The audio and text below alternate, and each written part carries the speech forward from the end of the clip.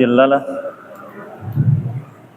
ومن يضلل فلا هادي له وأشهد أن لا إله إلا الله وحده لا شريك له وأشهد أن محمدا عبده ورسوله صلى الله عليه وعلى آله وأصحابه ومن تبعهم بإحسان إلى يوم الدين وسلم تسليما كثيرا أما بعد.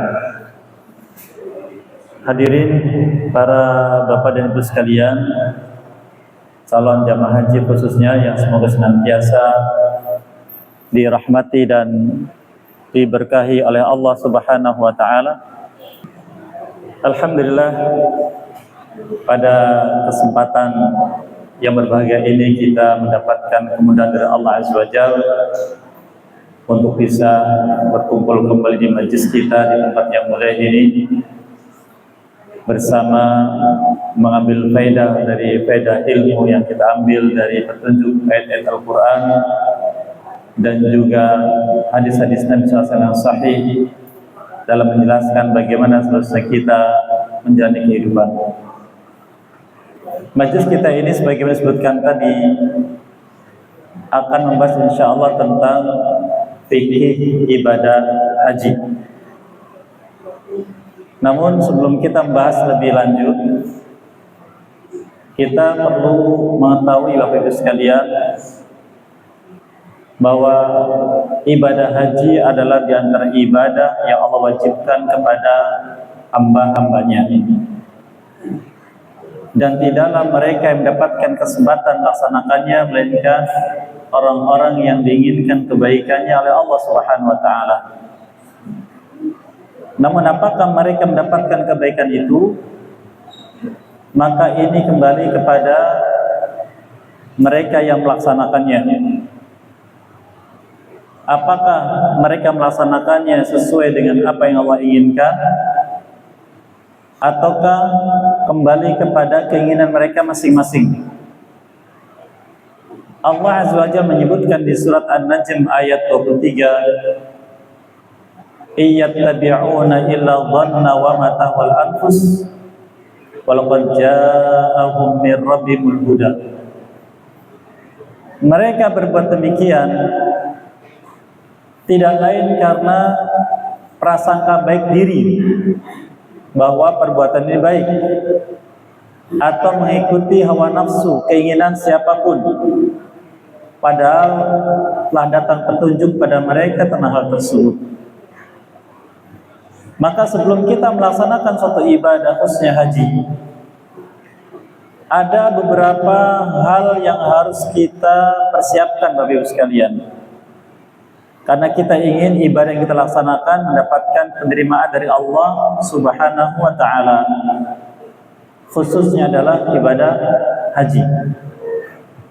Agar mendapatkan qabul atau penerimaan dari Allah, maka harus dilaksanakan dengan maksimal. Dan perkara-perkara yang kita siapkan ada 3. Jadi sebelum kita melaksanakan ibadah ada 3 perkara yang harus kita siapkan. Saya tuliskan untuk mempermudah Bapak Ibu sekalian. Biar kelihatan Bu ya. Jelas Bapak Ibu? Ibadah harus ada 3 perkara kita siapkan.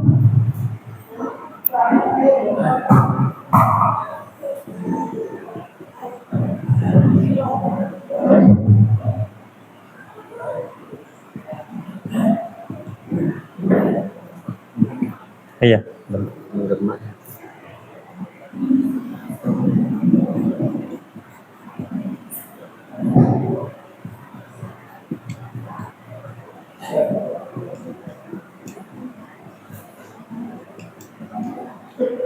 Nah ini Bapak Ibu, ibadah ada 3 perkara yang kita persiapkan sebelum melaksanakan, saat melaksanakan, dan setelahnya. Bapak Ibu sekalian, sebelum kita sholat contohnya, ada persiapan dulu. dari berwudu, berpakaian yang baik, dan sebagainya. Kemudian ketika sholatnya dan setelah sholatnya. Demikian juga dengan haji. Ada yang harus dipersiapkan. Apa yang dipersiapkan? Kita bahas ini dulu Bapak Ibu ya. Poin pertama dulu, yang sebelum saya garis di sini. Apa yang dipersiapkan?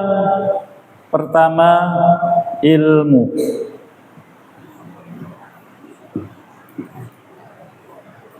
Ilmu tentang ibadah yang akan kita laksanakan.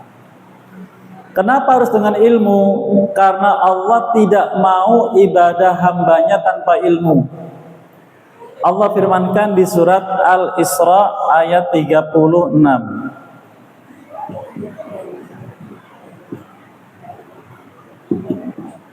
Kelihatan Bapak Ibu? Al-Isra 36. Wala taqfu ma laisa laka bihi ilmun. Jangan kau ikuti apa yang kau tidak tahu ilmunya. Jangan kau ikuti apa yang kau tidak punya ilmunya. Nah, untuk haji khususnya Bapak Ibu, ini yang saya pribadi ingin nangis lihatnya, sedih. Kenapa tidak sedikit jamaah haji melaksanakan hanya ikut-ikutan? Pokoknya terserah pembimbing. Kata pembimbing apa saya laksanakan. Padahal secara ilmu tidak seperti itu. Khawatirnya kita ibadah tidak mendapatkan penerimaan dari Allah. Harus karena ilmu. Nanti dibahas insya Allah Bapak Ibu sekalian. Nah, kalau kita bicara ilmu, apa saja yang dibicarakan? Ada 6 perkara Bapak Ibu. Kalau kita bicara ilmu ada 6 poin yang akan dibahas. Tapi nanti kita menyusul.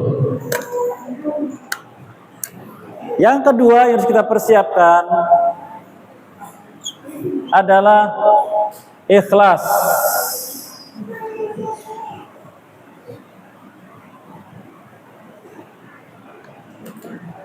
Dipersiapkan ikhlasnya, karena ini menjadi penentu amal. Bagaimana ikhlas? Itu akan dijelaskan. Walaupun kita sering mendengar kata ikhlas, sering mendapatkan nasihat ikhlas, tapi kalau belum tahu hakikatnya, bentuknya bagaimana, ya akhirnya kita pun belum bisa ikhlas. Dan yang ketiga, dipersiapkan mengikuti Nabi, atau bahasa istilahnya disebut dengan ittiba.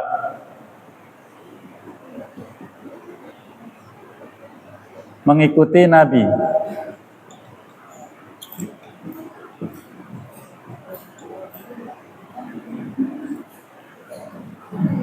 Jadi ketika kita ibadah sudah sesuai belum dengan contoh? Karena ibadah ini suatu amal yang bisa diterima, bisa ditolak. Seperti di sebuah pabrik, seseorang bekerja membuat suatu produk, tidak akan langsung bisa diterima, dikirim, sampai dia harus melalui quality controlnya. Kalau kata quality control, barang sudah sesuai dengan sampel, maka diterima. Kalau ini ada cacatnya di sana dan di sini, ditolak, diperbaiki. Sama ibadah juga begitu Bapak Ibu. Harus sesuai dengan contohnya, yaitu Nabi sallallahu alaihi wasallam. Nah, Bapak Ibu sekalian, sebelum melaksanakan haji, ininya dipersiapkan. Makanya ada namanya bimbingan manasik haji, dan juga prakteknya, latihannya, agar ibadah kita sudah persiapkan untuk bisa mendapatkan penerimaan dari Allah, agar ketika melaksanakan nanti ini yang dilaksanakan, sehingga orang berbuat bagaimana, melaksanakan bagaimana, saya sudah yakin dengan ini. Ada gambaran Bapak Ibu? Ada gambaran? Baik. Ini saya gambarkan sekilas dulu Bapak Ibu ya. 3 perkara persiapan sebelum ibadah. Bisa saya hapus? Saya hapus ya.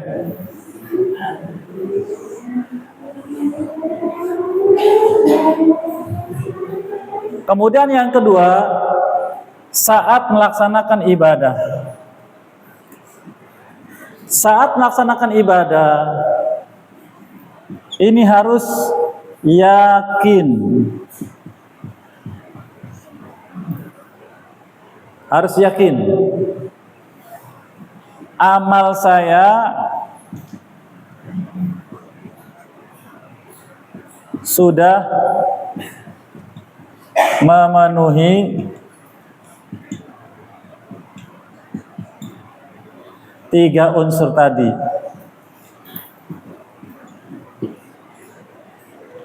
Yakin sudah memenuhi 3 unsur tadi. Apa yang pertama Bapak Ibu? Ilmu. 2, ikhlas. 3, ittiba, mengikuti Nabi SAW. Contohnya ketika tawaf Bapak Ibu. Ketika tawaf kita pastikan lurus dengan Hajar Aswad. Kita angkat tangan, karena kita jauh dari Hajar Aswad, kita angkatan Bismillahi Allahu Akbar, putar. Nanti ketika lewat lagi cukup Allahu Akbar. Begitu setiap putaran. Nanti Bapak Ibu akan lihat ada orang Allahu Akbar, Allahu Akbar. Ada lagi Bismillahi Allahu Akbar, berulang-ulang. Jangan ragu, ini saya betul nggak ya? Kok beda sama mereka? Harus yakin, Bapak Ibu. Makanya dipersiapkan di sini ilmunya. Bisa diikuti, Bapak Ibu? Ya.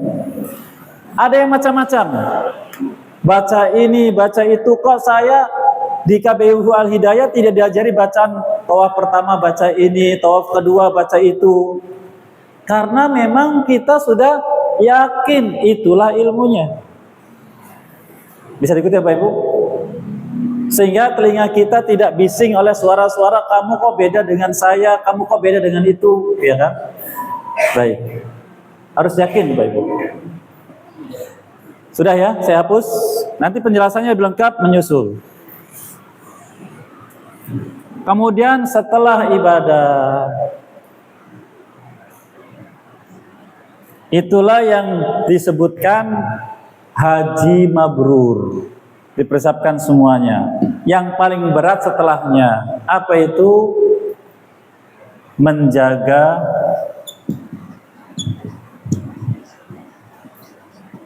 ikhlas.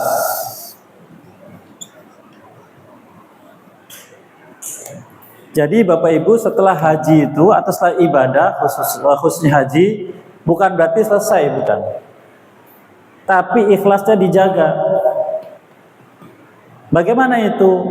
Jangan pernah mengungkit atau menceritakan dengan bangga kalau saya sudah haji. Waktu saya haji begini, waktu saya haji begitu. Cukup. Kalau ada yang tahu, ya sudah cukup, mereka sudah tahu. Yang belum tahu jangan ceritakan kalau saya pernah haji. Apalagi marah kalau tidak dipanggil Bapak Haji atau Ibu Haji. Jangan. Nanti rusak Bapak Ibu.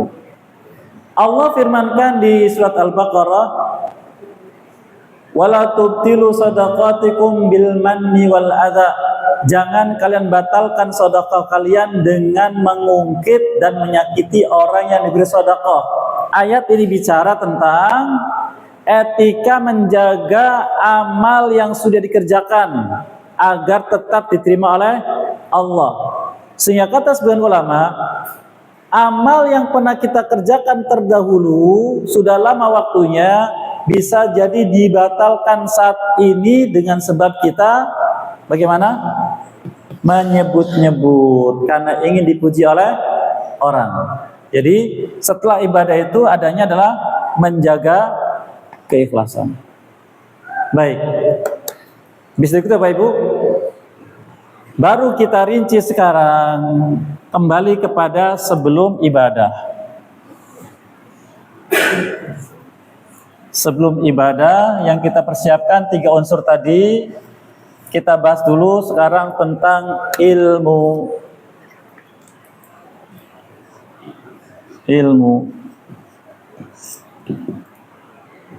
Yang Bapak Ibu ketahui apa yang maksud dengan ilmu, Bapak Ibu? Tahu Bapak Ibu ilmu? Apa ya ilmu? Ini nggak apa-apa, kuliah sebentar. Pengetahuan Bu ya. Berarti sihir juga ilmu Bu ya. Tentang apa pengetahuannya Bu? Tergantung yang dibahas. Nah, sekarang ilmu yang maksud di sini oleh Allah tadi surat Al-Isra, jangan kau ikuti apa yang kau tidak punya ilmunya. Maka ilmu dalam masalah syariat berbeda dengan ilmu terkait pengetahuan umum. Baik, saya sebutkan sini. Ilmu adalah tadi, betul kata Ibu, pengetahuan.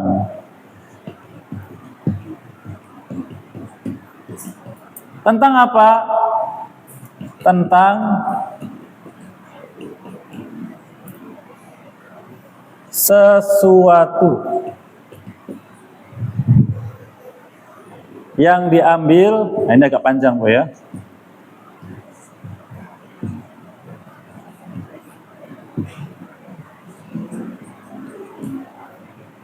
Sumbernya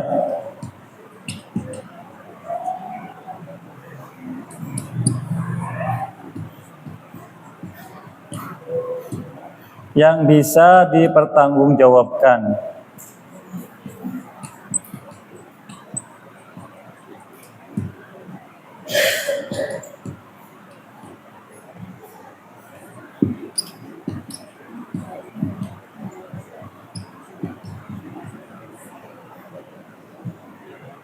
Dan menghasilkan keyakinan.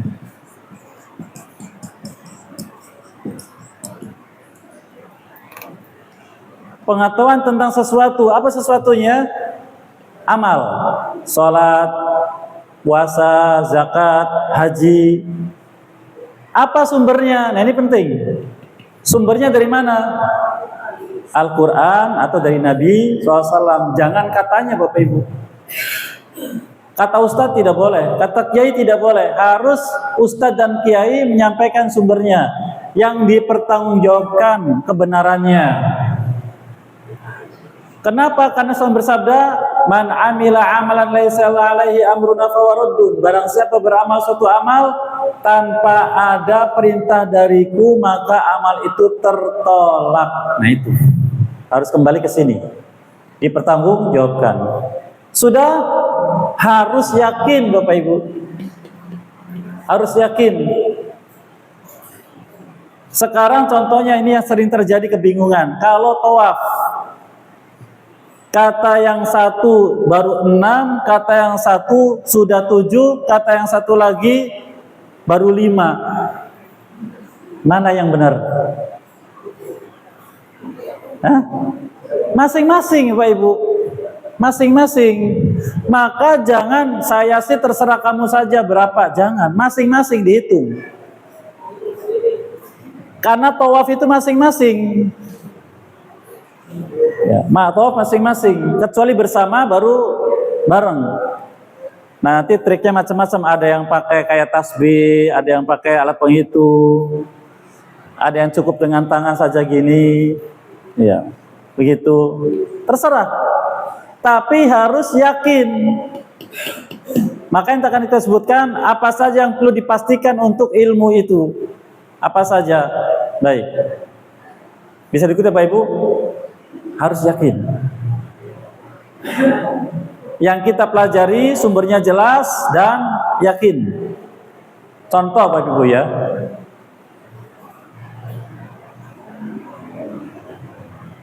Wudu itu yang wajib sekali-sekali, tapi disunahkan 3 kali. Pernah belum Bapak Ibu berwudu dengan sekali-sekali? Belum? Sudah pernah belajar? Tahu? Belum. Nanti ada pembahasannya. Wudu itu sekali-sekali cukup. Dianjurkan 3 kali lebih baik. Nah sekarang airnya cuman segini Bapak Ibu. Cukup tidak 3 kali? Hah? Yang benar. Baik. Atau setengahnya? Maka karena kita khawatir tidak cukup, maka sekali-sekali saja. Yakin tidak? Yakin, saya sudah tahu ilmunya, sudah tahu sumbernya jelas, hadisnya ini kata Ustadz sahih, maka saya yakin melaksanakannya. Itu penting, Bapak Ibu. Bisa diikuti? Baik, ilmu. Saya hapus. Ustadz, yang perlu saya tahu itu apa saja? Yang perlu saya tahu apa saja? Ada 6 perkara yang wajib diketahui ya, sebagai ilmu untuk ibadah. 1, Bapak Ibu, pastikan perintahnya ada.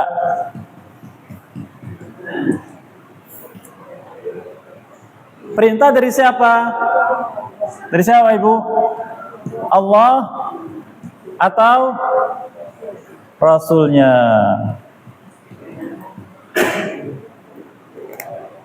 Baik. Contohnya Bapak Ibu ada yang datang lalu sholat 3 rakaat. Pak, sholat apa? Saya sholat witir. Boleh nggak? Sholat witir sekarang boleh tidak Bapak Ibu? Ya? Sekarang sholat witir boleh tidak? Hah? Belum tahu Ustaz. Nah, pastikan perintahnya ada tidak? Ada perintah sholat witir tapi waktunya malam hari. Perintahnya ada tidak? Nanti pastikan. Yang kedua, waktunya. Lihat waktunya kapan. Tadi contoh sholat witir. Waktunya sesuai tidak? Tidak sesuai, tidak akan benar. Tidak diterima oleh Allah SWT. Karena bukan waktunya. Makanya sholat zuhur waktunya tentukan, sholat asar, sholat maghrib, sholat isya, sholat subuh waktunya dipastikan. Jangan sampai tidak masuk. 3, tempatnya. Pernah ada pendapat haji itu tidak usah ke Mekah. Ada Bapak Ibu ya? Saya dapati kata teman-teman Ustaz di Makassar ada, di beberapa tempat ada. Itu ada kelompok hajinya tidak ke Mekah, tapi tentukan sendiri. Nah ini tidak boleh. Tempatnya harus tepat. Makanya nanti Bapak Ibu ketika haji itu kalau mau wukuf pastikan itu Arafah ada batasnya. Jangan sampai keluar, nanti tidak sah. Karena haji itu tentunya ada di Arafah. Kemarin ini yang saya sedih, ada jamaah haji tidak terangkut sampai ke Arafah. Tapi diam saja, kenapa? Tidak tahu ilmunya. Kalau haji tentunya di Arafah. Nah ini tempatnya dipastikan. Bapak Ibu ya. Yang keempat, caranya. Cara pelaksanaan haji atau ibadah yang lain harus sesuai. Dipastikan caranya. Contohnya sholat. Bapak Ibu ketika takbir itu tangannya bagaimana? Saya dulu waktu kecil belajar Allahu Akbar, itu pastikan ibu jari nyentuh daun telinga, betul tidak? Ya kita anak kecil belajar iya saja. Ketika sudah belajar, oh tidak, takbir itu mengangkat tangannya, tangan dirapatkan, jari-jarinya dibuka, dihadapkan ke kiblat sejajar telinga atau pundak. Allahu Akbar. Nah, caranya. Jadi ikut Bapak Ibu. Ruku, contohnya ruku itu lututnya dipegang, dibuka tangannya demikian. Ada yang rukunya begini. Iya kan? Sesuai tidak? Tidak. Berarti berkurang pahalanya. Bisa diikuti Bapak Ibu? Yang kelima, jenisnya. Apa jenisnya? Ada tawaf, ada sa'i, ada wukuf dalam haji. Jenisnya harus tahu. Contohnya kita mau menyembelih kurban. Saya sih punya uangnya sedikit, cukup buat beli ayam atau bebek saja. Jadi kurbannya dengan ayam atau bebek, boleh tidak? Kenapa tidak boleh? Bukan jenis yang ditentukan, karena kurban itu jenisnya onta, sapi, atau kambing. Ustadz, biar mahal dengan kuda, Ustadz. Tidak boleh, karena jenisnya tidak ditentukan. Yang keenam, jumlahnya. Nah, tadi jumlahnya, zuhur 4 rakaat, asar 4 rakaat, sa'i 7 putaran, tawaf juga 7 putaran. Sampai ada ulama zaman dulu mengatakan sa'i 7 putaran itu adalah sofa, marwah, sofa 1, sofa, marwah, sofa 2. Oh, kok begitu? Karena beliau belum pernah melaksanakan haji atau umrah. Padahal sofa itu sofa ke marwah 1, marwah ke sofa 1 lagi, begitu jumlahnya. Jadi ikut ya Pak Ibu. Maka bicara ilmu, ini bicara ini semua Pak Ibu. Tidak harus hafal, tidak. Yang penting tahu saja dan yakin. Itu tadi definisinya. Tahu dan yakin, sumbernya jelas. Bisa diikuti ya Pak Ibu? Bisa diikuti tidak? Baik. Kalau ini sudah pasti, berarti Bapak Ibu sudah beramal dengan ilmu. Nanti tinggal sampai pada menuju sempurna dan diterima.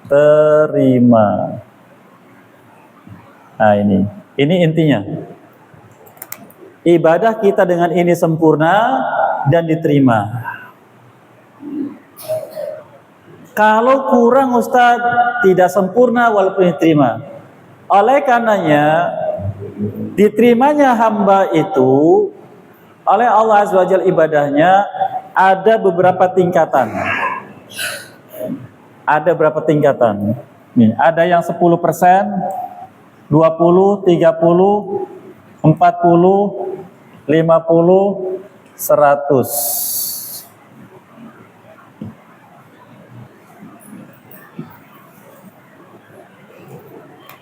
Ini sedikit, ini banyak, ini sempurna. Saya contohkan sholat. Bapak Ibu ketika sholat itu harus memikirkan sholat saya sempurna dan diterima. Bagaimana itu?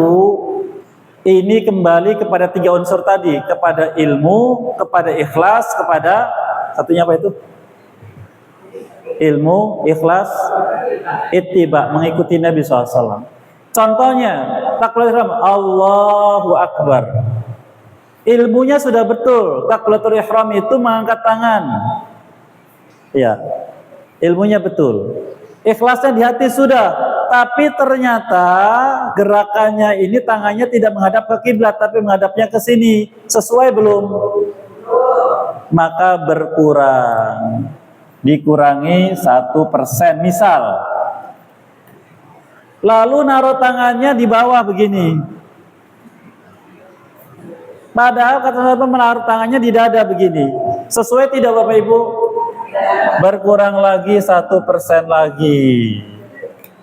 Lalu matanya lirik kanan, lirik kiri. Sesuai tidak? Berkurang lagi 1% lagi. Di total berkurangnya 90%. Diterimanya berapa? Bisa diikuti ya Pak Ibu? Maka kita dalam ibadah itu jangan asal melaksanakan, fokus ke sini agar sempurna dan diterima. Nah, dalam haji umumnya ini yang terjadi. Umumnya muslimin yang penting melaksanakan Bapak Ibu. Tidak fokus ke sini. Sampai saya pernah bicara ke beberapa orang, Pak, begini-begini. Ah Ustadz, saya sih nggak mau repot, yang penting terserah pembimbing saya saja. Ya sudah. Contoh Bapak Ibu yang banyak terjadi tentang lempar jumroh. Lempar jumroh tanggal 11, 12, dan 13 itu harus setelah zuhur. Ingat ya Bapak Ibu ya, tanggal 11, 12, 13 di Mina harus setelah zuhur. Itu kenyataannya mayoritas melemparnya sebelum zuhur. Ada yang sebelum subuh, ada yang setelah subuh, ada yang duha. Khususnya nanti ketika tanggal 12 ingin cepat-cepat kembali ke hotel. Ini masalah Bapak Ibu. Kata para ulama, tidak sah dan wajib mengulang serta dia melakukan pelanggaran, wajib membayar dam. Boleh, asar boleh, malam juga boleh. Iya. Pembahasannya nanti, ini saya sekedar contoh Bapak Ibu ya, sekedar contoh yang terjadi. Yang penting melaksanakan, tidak peduli ini waktunya, tempatnya, caranya, dan seterusnya. Maka ini perlu diperhatikan Bapak Ibu. Ada gambaran Bapak Ibu? Baik. Ini gambaran tentang ilmu. Kalaupun diterima ini nantinya Bu, sia-sia kita sudah lama menunggu, sudah waktunya lama, meninggalkan dunia lama, tapi kita tidak peduli berapa persen kita diterimanya. Baik. Bisa diketahui Bapak Ibu? Ini gambaran tentang ilmu. Yang kedua tadi ikhlas Bapak Ibu ya. Ini saya hapus ya. Nah, ilmunya nanti dibahas dalam fikih haji dan umrah insyaallah. Baik, kita masuk ke poin yang kedua. Apa yang kedua tadi? Ikhlas.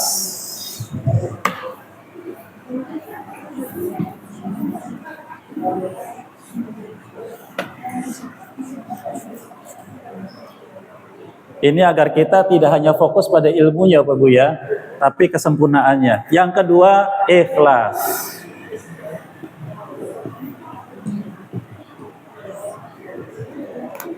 Ini tidak asing bagi kita, ibadah harus ikhlas. Sekarang apa yang Bapak Ibu tahu tentang ikhlas?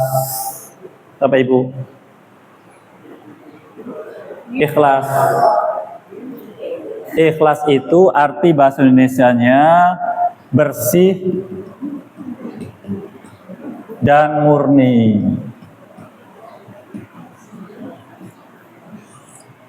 Bersih dan murni. Artinya beramal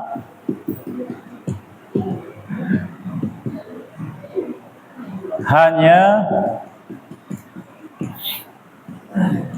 mengharapkan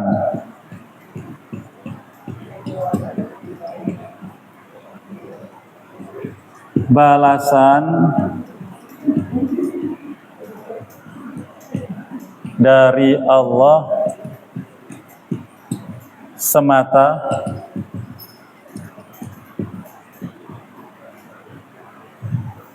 di akhirat.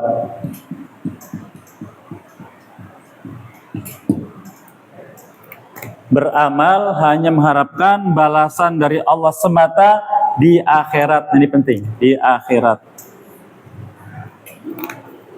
Kita dulu waktu kecil sering dapat nasihat dari orang tua, bahkan sebagian kita menasihati anak-anaknya begini, nak, kamu kalau pengen lancar urusan hidupmu, rajin puasa Senin Kamis, gitu Ibu ya. Kalau kamu pengen sukses, rajin sholat tahajud. Kalau bisnis kamu pengen lancar, rajin sholat duha. Kalau rezeki kalian pengen lancar, rajin sedekah, gitu nggak Bapak Ibu? Ya tidak. Berarti amalnya untuk apa itu Bapak Ibu? Untuk dunia. Untuk akhirat, apa itu akhirat Ustaz? Bisa satu, ingin masuk surga. Bisa ingin agar terbebas dari azab. Bisa ingin dapat pahala. Bisa ingin dapat ridha Allah. Dan puncak ikhlas itu adalah puncaknya ingin Ingin apa Ibu?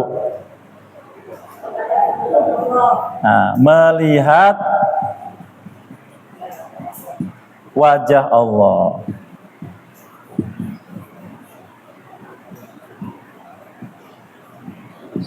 Contoh, Bu.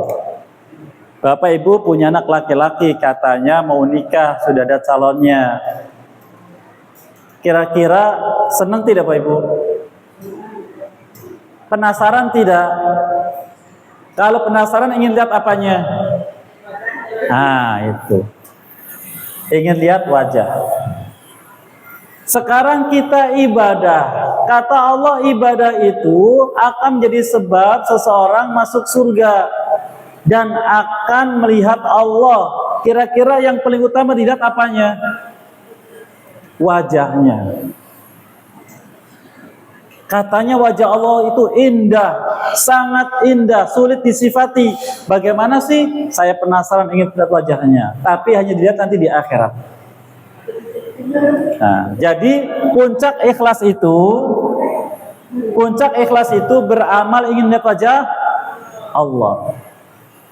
Ustadz, dari mana Ustadz ngomong begitu? Bapak Ibu hafal surat Al-Lail? Pernah baca? Allah firmankan di akhir surat Al-Lail, orang yang dibebaskan dari azab illa tigha'a wajhi rabbil a'la wala saufa yardo. Kecuali mereka beramal untuk bisa melihat wajah Allah, maka Allah akan ridho kepadanya. Contoh kedua, surat Al-Insan ayat 8 dan 9. Wa yut'imuna at-ta'ama 'ala hubbihi miskinan wa yatiman wa asira innama nut'imukum liwajhillah la nuridu minkum jazaa'a wala syukura. Orang beriman itu diantara amalnya adalah memberi makan orang lain dengan makanan yang mereka suka. Mereka berkata, kami memberi makan kalian kepada fakir miskin, anak yatim, dan orang penjara, bukan mengharapkan pujian kalian atau ucapan terima kasih, tapi ingin bisa melihat wajah Allah. Ayat-ayat semacam ini kata ulama, itu bukan hanya berita tapi perintah. Jadi maknanya, kalau kalian beramal amal apapun, maka inginkan dengan amal ini agar bisa melihat wajah apa Bapak Ibu? Wajah Allah.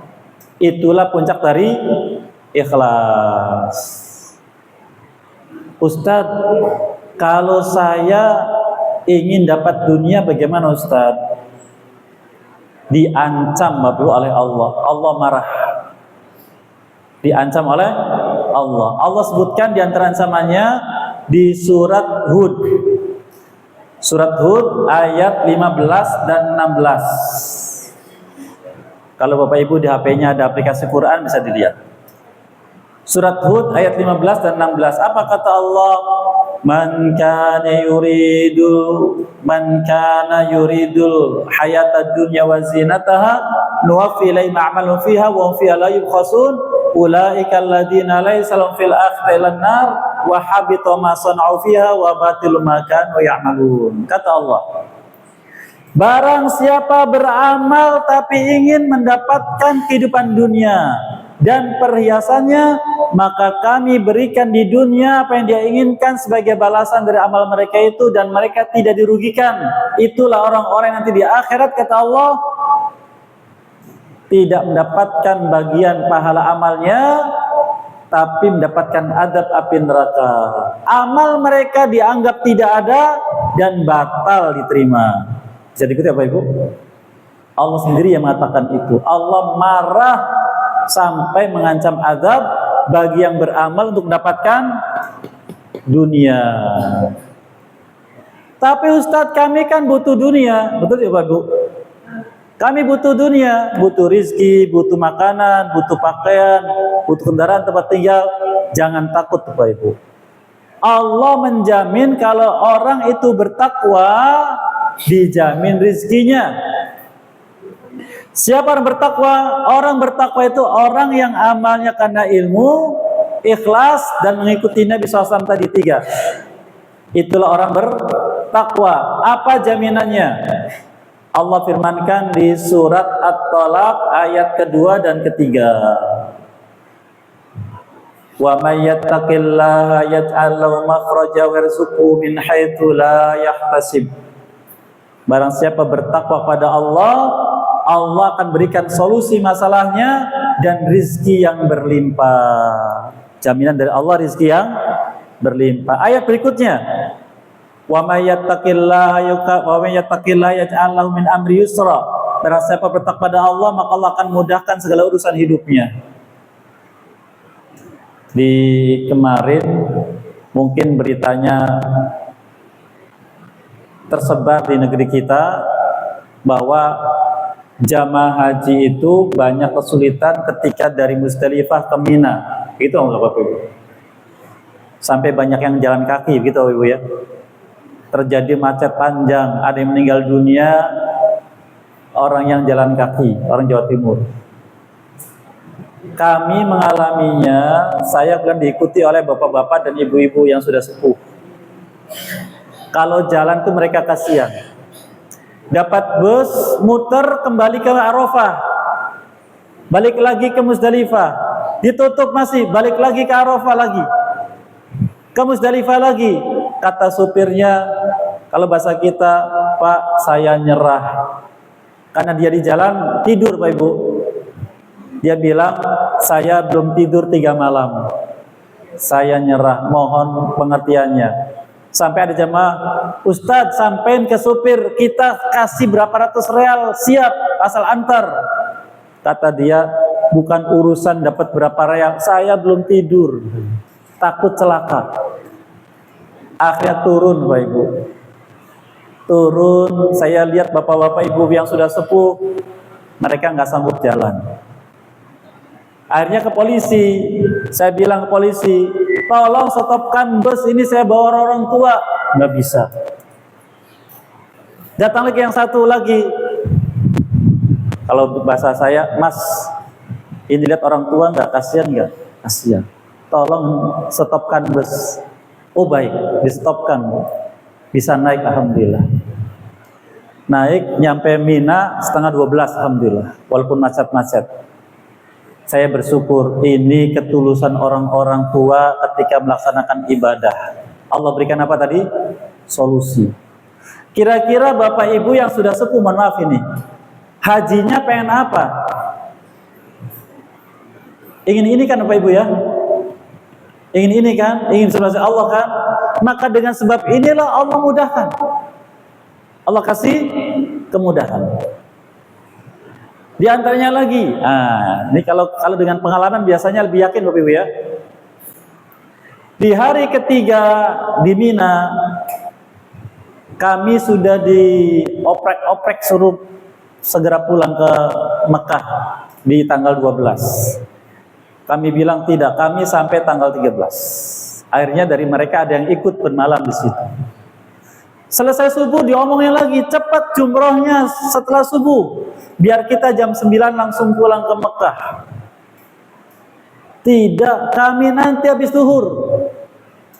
Diomongin satu persatu, akhirnya beberapa orang ke bawah ikut. Berangkat dari Mina ke Mekah jam 9. Kami ditinggal. Kami pergi menemui pengurus syarikatnya. Kami bilang ke dia, kalian kan insya Allah orang Arab, belajar ilmu tentang haji, lempar jumroh itu jam berapa? Begitu Bapak Ibu ya. Lempar jumroh jam berapa yang kalian pelajari? Kata mereka, anak remaja, anak pemuda. Ya habis zuhur lempar jumroh itu, bukan pagi. Ya sudah kami habis zuhur. Tapi teman-teman kalian pagi itu, yaitu mereka. Kami mau habis zuhur. Datang lagi satu lagi. Tapi kita harus segera berangkat, harus dikosongkan ini wilayah Mina. Kami mau pada zuhur. Ya sudah. Langsung balik. Saya bilang jam 2 insya Allah sampai berangkat. Awas ya, jam 2. Maksimal setengah 3 saya bilang. Baik. Kami berangkat jam setengah 10 Bapak Ibu. Setengah 10. Saya bilang ke jamaah, jalannya pelan-pelan aja, ngitung paving. Jadi yang biasanya cepat jalannya begini Bapak Ibu. Satu. Nanti nyampe tengah-tengah berhenti lagi istirahat minum. Nanti ada askar, berangkat. Ayo Bapak Ibu berangkat lagi. Nanti berhenti lagi. Jadi kita bermain-main. Nyampe di Jamarat 15 menit lagi mau zuhur. Ternyata mereka berkumpul banyak dari berbagai negara. Ketika Allahu Akbar zuhur, langsung berebut lempar jumrah. Bisa pulang alhamdulillah. Saya berterima kasih kepada orang-orang yang sebut tadi, Bapak Ibu, terima kasih atas ketulusannya. Kalau bukan karena ketulusan Bapak Ibu, kita tidak akan dapatkan solusi semacam ini. Kembali ke sini Bapak Ibu ya. Ikhlas, ketulusan, mengharapkan akhirat. Ada yang marah Bapak Ibu, marah ke saya. Ustadz, omongannya tidak sesuai dengan kenyataannya. Terus saya ngomong apa? Kan Ustadz bilang tidak apa-apa lemparnya karena terpaksaan. Iya, saya sudah diskusi sama yang lain, sama senior-senior saya. Tidak mengapa, insya Allah ini kedudukan kita, tapi kan tetap usaha. Dan kita berangkatnya tadi pelan-pelan. Ternyata dia semangat, Bapak Ibu, beberapa orang ini semangat mendahului kami. Jadi setengah jam atau 1 jam sudah sampai di Jamrah, langsung lempar mereka, langsung balik lagi. Kan bolak-balik berbeda. Saya ambil pelajaran. Ketika orang itu melaksanakan ibadah dengan emosi, dengan ketinggian hati, Allah tutup dari kesesuaian dengan petunjuk. Tapi bagi yang mereka tulus, bagaimana Bapak Ibu? Allah berikan kemudahan untuk bisa melaksanakan. Maka di sini pelajarannya Bapak Ibu, pastikan ikhlasnya bagaimana? Bapak Ibu, dihadirkan terus agar Allah berikan solusi masalah, agar Allah berikan kemudahan dalam melaksanakan ibadah, apalagi haji yang penuh dengan tantangan dan rintangan. Bisa diikuti Bapak Ibu? Baik, poin yang kedua.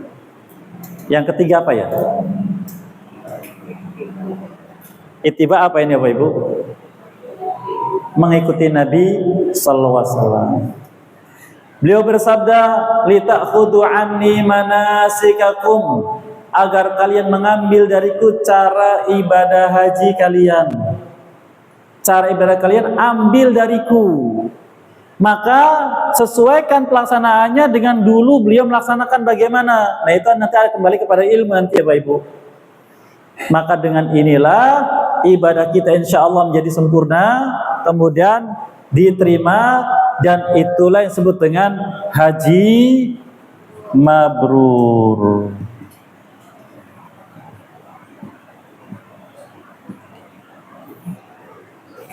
Nah, itulah haji mabrur. Pelaksanaannya dengan 3 ini, ya, kemudian dijaga setelahnya agar tetap ikhlas. Bisa dikutip Bapak Ibu? Baik. Ada yang tanyakan sampai di sini sebelum kita lanjutkan? Silakan Bapak Ibu.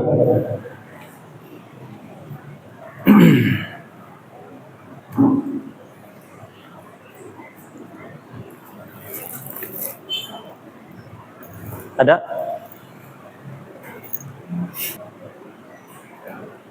Baik, kalau tidak ada, saya lanjutkan persiapan apa yang harus dilakukan oleh orang yang ingin melaksanakan ibadah haji. Utamaannya, raja'a kawaladatu ummuh. Orang yang haji mabrur itu pulang dari haji ke tanah air seperti keadaannya bayi yang baru dilahirkan oleh ibunya. Maka haji mabrur itu ada persiapan sebelumnya Pak Ibu. Yang pertama persiapannya niat. Menunaikan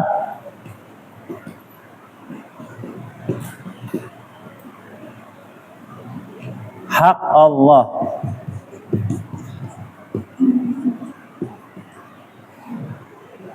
Menunaikan hak Allah. Seperti yang Allah sebutkan di surat Ali Imran. Ya. Surat Ali Imran Allah sebutkan di ayat 97,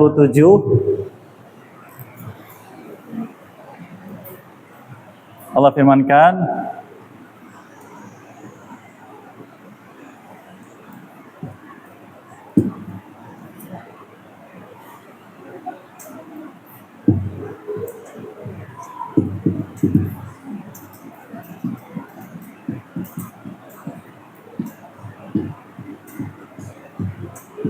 bisa dibaca Bapak Ibu? Walillahi 'alan nasi hajjul bait. Allah punya hak dari manusia agar mereka melaksanakan haji ke Baitullah di Makkah. Wajib. Walillah ini artinya hak.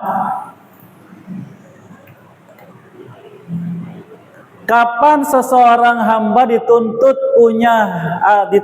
menunaikan hak Allah? Apabila memenuhi syarat. Memenuhi syarat.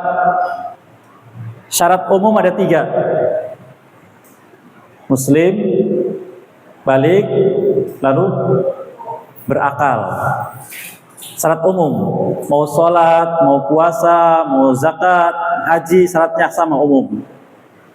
Balik, Muslim, berakal. Ada syarat khusus tadi, mampu, atau bahasa fikihnya istita'ah, mampu harta, mampu fisik. Kalau perempuan tambah yang ketiga, mampu mahram, ada pendamping dari laki-laki, khusus untuk perempuan. Maka barang siapa terpenuhi, kalau dia tidak segera melaksanakan, dia berdosa. Dia berdosa. Kalau beberapa belas tahun yang lalu daftar haji langsung berangkat, gitu Bapak Ibu ya. Berangkat haji langsung berangkat. Maka orang yang sudah memiliki ongkos untuk dirinya dan pasangannya, misal ongkosnya saat itu 50 juta, berdua 100, untuk bekal dan sebagainya, berarti dia paling tidak punya 150 juta. Maka sudah wajib berangkat. Sudah wajib berangkat. Kalau dia punya uang segar, tidak langsung berangkat, maka dia mengulur pelaksanaan haji. Beliau bersabda, "Ajilu bil haji." Segeralah kalian melaksanakan ibadah haji. Fa innakum la tadrui ma ba'daka, atau kama qala sallallahu, karena engkau tidak tahu apa yang terjadi setelahmu ini. Kita tidak tahu tahun depan terjadi apa, sehingga harus bersegera. Ini contoh saja. Adapun sekarang bagaimana? Maka sekarang Allah berikan waktu ke lapangan untuk dapat nomor porsi. Berapa juta sekarang, Ibu? 40? Betul nggak 40? Berarti kalau sudah memiliki lebih dari itu, dia daftar, Pak Ibu. Dia daftar. Baik, ini yang pertama, Pak Ibu ya. Niat, menghadirkan niat, menunaikan hak Allah. Yang kedua, yang harus dia persiapkan,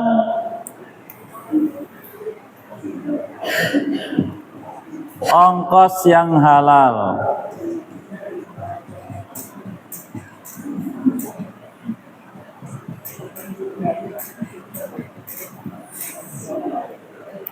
Ongkos yang halal. Ini kita harus pastikan, saya daftar haji, ongkosnya dari mana? Dari menang lotre jangan.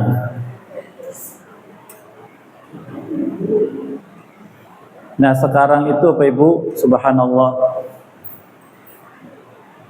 kita mau berangkat haji disuruh pinjam dulu, ya kan? Kalau pinjam kemana pinjamnya?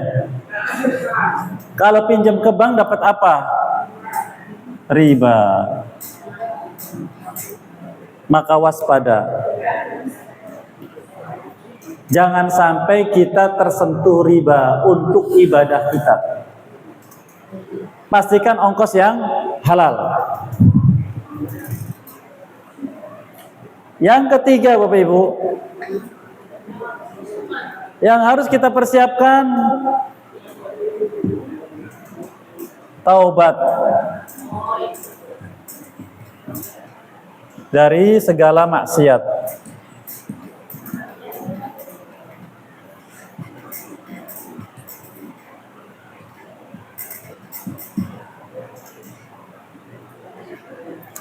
Taubat dari segala maksiat.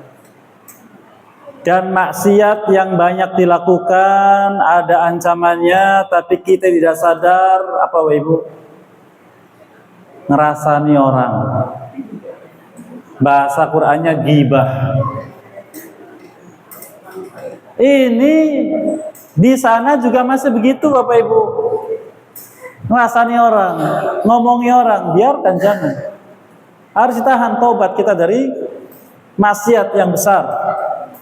Ya. Di sini kita sudah bertobat. Lebih lagi ketika misalkan Bapak Ibu tanggal sekian berangkat mau ke embarkasi, sudah pastikan tobatnya mantapkan. Ya, dikuatkan tobatnya. Sehingga kita ibadah itu sudah dalam keadaan taubat kepada Allah dari maksiat. Apalagi persiapkan 4 ilmu.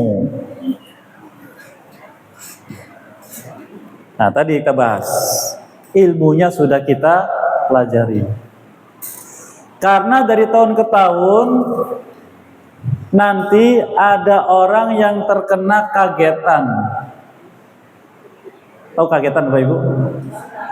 Tiba-tiba, Pak, lunasi. Dilunasi padahal tidak ikut bimbingan haji. Ilmunya dari mana? Bingung. Ada lagi yang bilang, Ustadz, saya belajarnya cuma dari YouTube saja. Tahu Ustadz, ketika di lapangan bingung harus bagaimana ini? Ya, karena ilmu teori beda dengan ilmu praktek. Makanya alhamdulillah di sini ada prakteknya Pak Ibu ya. Baik. Itu ilmu yang dipersiapkan. Yang kelima,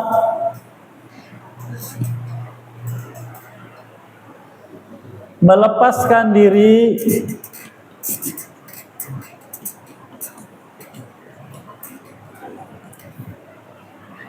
dari kezaliman. Kezaliman. Apa zalim Bapak Ibu?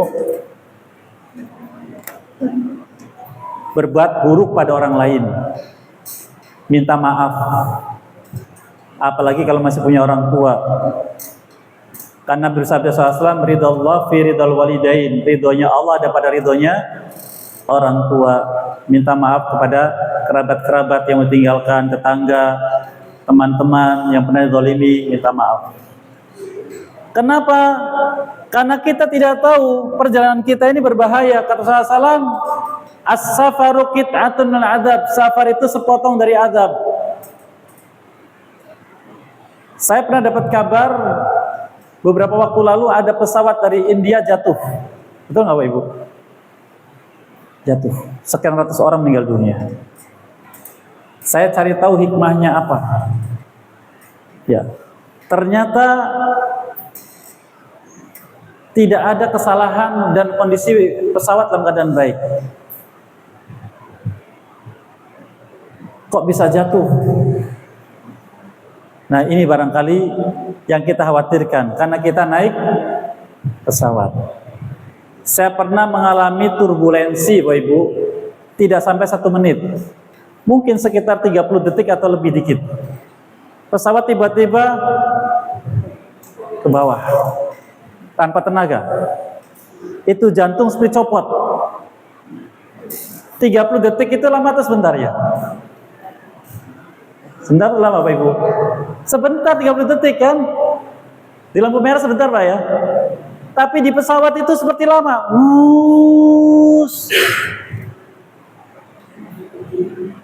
Tapi alhamdulillah Allah selamatkan, bisa jalan lagi. Nah, lepaskan dari zalim Bapak Ibu. Karena kedzaliman ini kata Rasulullah SAW, az-zulmu dzulumatun yaumil qiyamah. Kedzaliman itu kegelapan pada hari kiamat. Maka lepaskan dari kedzaliman sebelum kita safar.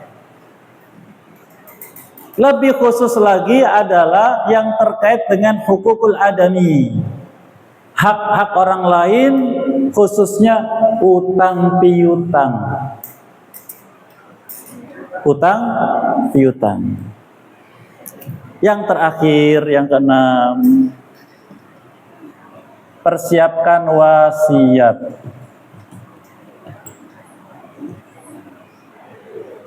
Wasiatnya disiapkan. Wasiat ke anak-anak, nanti jaga sholatnya, ya, banyak melakukan ibadah dan sebagainya.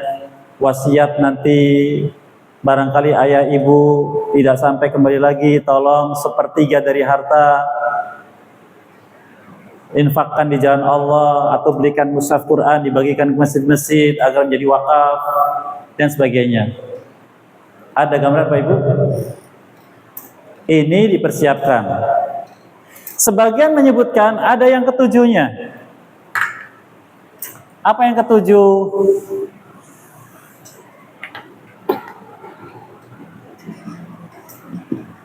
Minta nasihat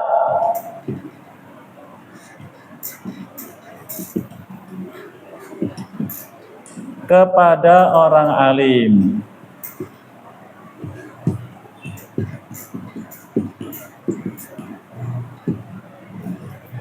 Jadi kita di kampung kita ada orang alim datang minta nasihat, bukan mengadakan acara apa itu, pelepasan yang orang-orang hadir itu, walimatus safar, bukan Pak Ibu. Kitanya datang berkunjung ke orang alim, kita bilang, Bapak, Pak Ustadz, Pak Kiai, saya mau berangkat haji, mohon nasihatnya apa yang harus saya perhatikan. Begitu Pak Ibu. Nanti nasihati. Apa yang harus kita lakukan? Sehingga harus kita ingat. Ini persiapan sebelum berangkat. Ada yang tanyakan lagi Pak Ibu? Ya?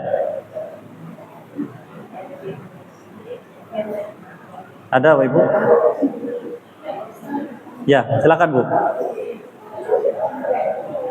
Ya? Gimana Bu? Waalaikumsalam warahmatullahi wabarakatuh.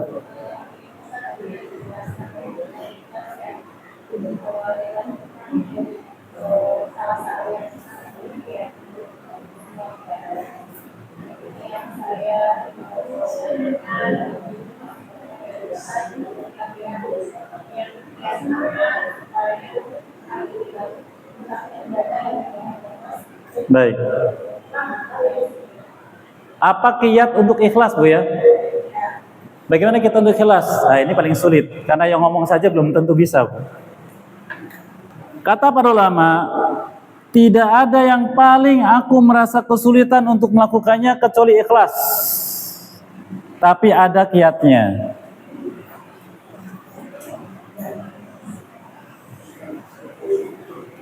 Kiat untuk bisa ikhlas.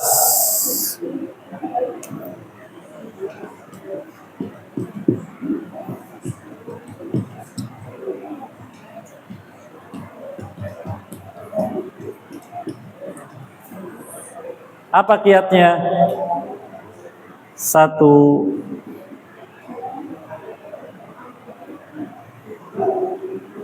ingat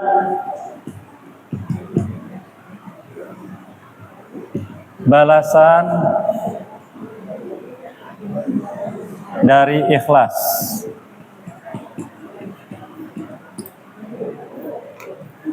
Selalu ingat balasan dari ikhlas. Surga Allah, ampunannya, dan sebagainya. Selalu ingat. Kita ambil contoh. Kalau seseorang dari kita kerja borongan, Bapak Ibu. Kerja borongan di pabrik. Kalau kerjanya santai, malas, ngobrol, dapatnya banyak atau sedikit? Sedikit. Ya. Apalagi dia senang dapat pujian, ya sudah. Kalau ada wah kamu bagus dan sebagainya, akhirnya bagaimana? Dia dapat hasil, ini suka muji saya, kasih bagi ke sana, bagi ke sini, dapatnya apa kita? Kosong. Maka kita ini bekerja, ibadah ini bekerja kepada Allah. Jadi kita memperbanyak amal untuk dapat hasil kerjaan yang banyak agar dapat upah yang besar dari Allah. Ingat balasan ikhlas. Karena orang yang tidak ikhlas itu ibarat dia mendapatkan hasil dibagi kepada orang. Dia tidak dapat apapun. Sia-sia Pak Ibu. Kemudian yang kedua,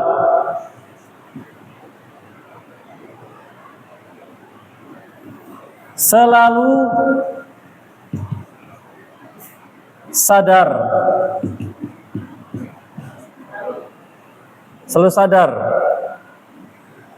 akibat buruk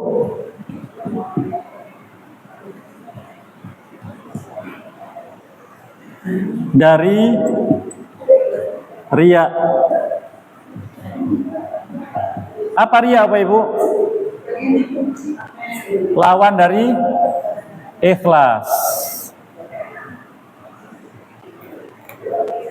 Apa balasannya? Kata Rasulullah, qala Allahu yaumal qiyamati idhabu ilal ladzina kuntum turauna fid dunya fanzuru hal tajiduna indahum jazaan wifaqa. Di akhirat nanti Allah berfirman mengatakan pada orang yang riya, pergilah kalian kepada orang-orang yang dulu kalian riya kepadanya. Coba lihat, kalian dapati tidak balasan dari orang tersebut? Disuruh minta kepada orang itu. Dapat tidak? Tidak dapat. Maka ingat akibat buruknya.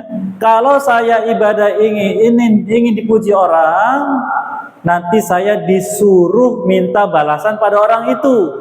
Dia punya tidak? Tidak punya. Mending tidak usah riya. Kalau saya cerita ibadah saya pada orang itu, nanti saya disuruh minta balasan ke dia. Tidak mau. Ada gambar apa Ibu? Baik, yang kedua. Yang ketiga,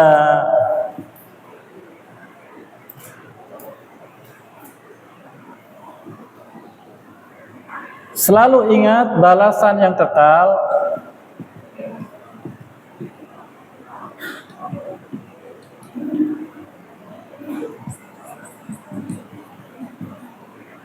didapat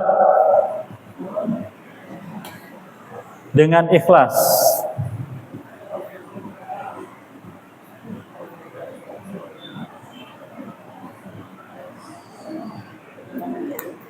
Coba ibu-ibu kalau ada dua orang ngasih hadiah. Satu ngasih hadiah cincin emas 18 karat asli. Yang satu ngasih hadiah bagus modelnya tapi dia disepuh dengan emas. Pilih yang mana Bu Ibu? Yang asli. Kenapa? 18 karat tidak besar. Karena dia ada harganya. Kalau yang sepuhan emas modelnya bagus, menipu.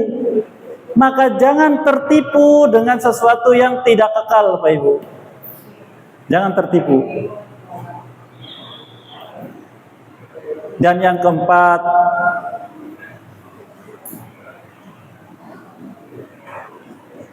hilangnya ikhlas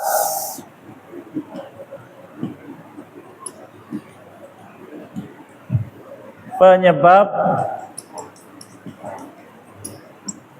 kesengsaraan.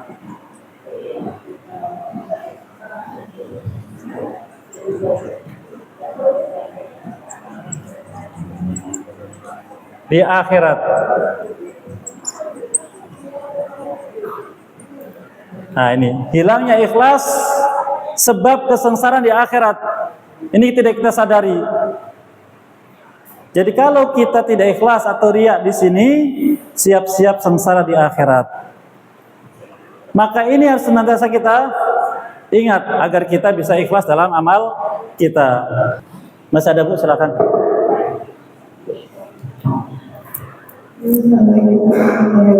Waalaikumsalam.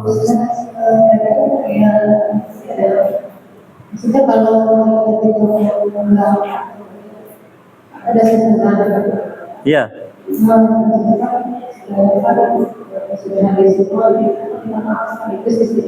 Iya. apa sebaiknya bagaimana kita harus keliling.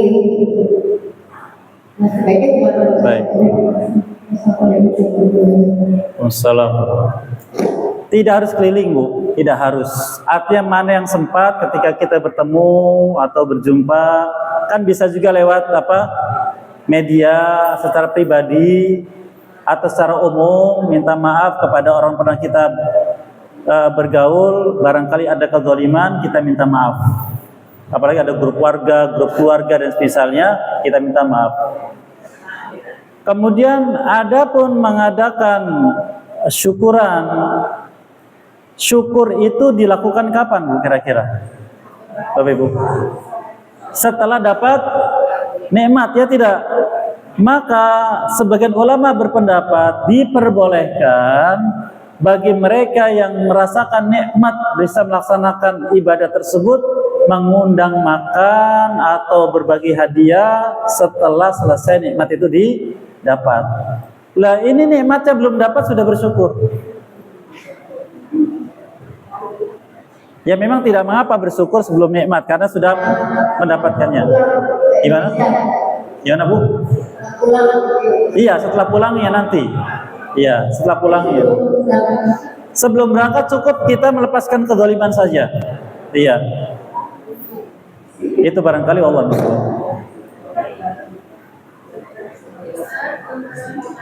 Silakan, Bu.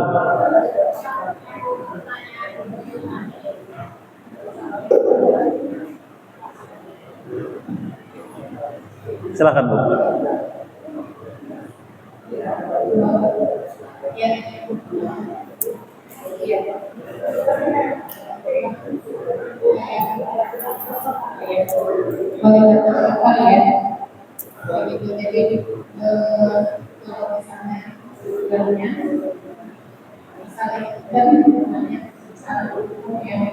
Saya tahu itu kan ada yang dalam pasangan itu sebelumnya juga. Nah sebelumnya ini katanya itu karena kita ini kan dalam bentuk itu dan kita sedang banyak orang. Iya. Di mana orang-orang dengan orang-orang tersebut mungkin kita melakukan ada kesalahan yang mereka. Iya. Yang dikatakan ketika kita berangkat ke itu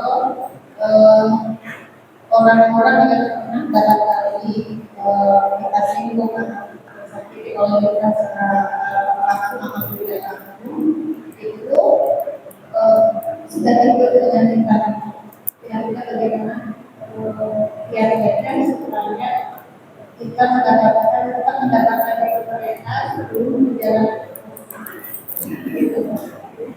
Baik, barakallahu fikum wa khairan. Terkait masalah ini usaha secara maksimal, tidak harus kemudian memberatkan kita untuk menghubungi setiap orang yang pernah bertemu dengan kita, itu sangat sulit. Maka bisa kemudian secara umum, bisa dengan apabila kebetulan kita berjumpa atau kita berwasiat kepada keluarga kita ya, untuk minta maaf kepada siapapun yang terzalimi. Dan meminta maaf ini bukan hanya kita lakukan ketika ingin berangkat haji, bukan. Tapi setiap saat, walaupun kita tidak ingin haji, maka kita tetap minta maaf pada orang lain. Barangkali kita pernah berbuat zalim kepada orang tersebut, maka kita lakukan secara umum saja. Itu pun sangat memungkinkan. Itu barangkali Bapak sekalian. Ya. Dan karena sudah masuk zuhur, mohon maaf barangkali sampai di sini. Apa yang baik semua diberkahi dan dimudahkan untuk saya mengamalkannya, dan apa yang keliru semua dimaafkan dan diampuni oleh sekalian. Wassalamualaikum warahmatullahi wabarakatuh. Assalamualaikum warahmatullahi wabarakatuh.